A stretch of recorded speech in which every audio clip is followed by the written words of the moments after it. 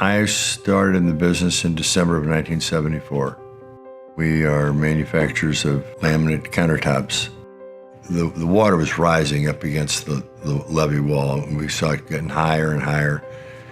And the Corps of Engineers assured us that if it flooded, there might be about 18 inches of water in the building.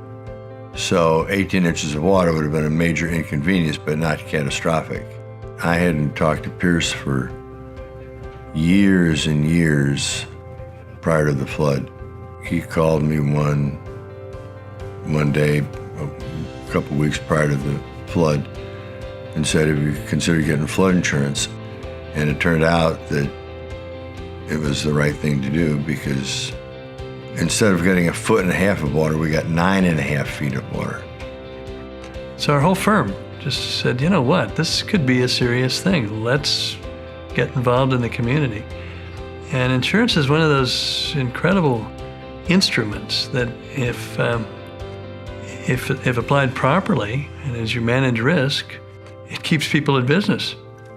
When the water was rising and it was lapping at the levee, and I actually had some other clients in the valley here. One in particular who said, "We've got to have this flood insurance," and we put it into place. And I started thinking about other folks that I knew in the Chesterfield Valley, and Ted was one. So I called him, and I just said, he said, "Why are you calling me?" I said, "Just because I care. It's not that much premium. We can put some coverage on the building, some on the contents, and if the flood comes, I think it could go a long way." The money went fast, but it was enough that we could function. And because we'd been out of business for 5.5 months, we were the first manufacturing company in the valley, in the Chesterfield Valley, to be back in business. Some people just walked away from their company. They gave the bank the keys and said, "Here, it's yours, we're done." And all of our inventory had been ruined. Every scrap of inventory that we had in the building at the time of the flood had to be discarded.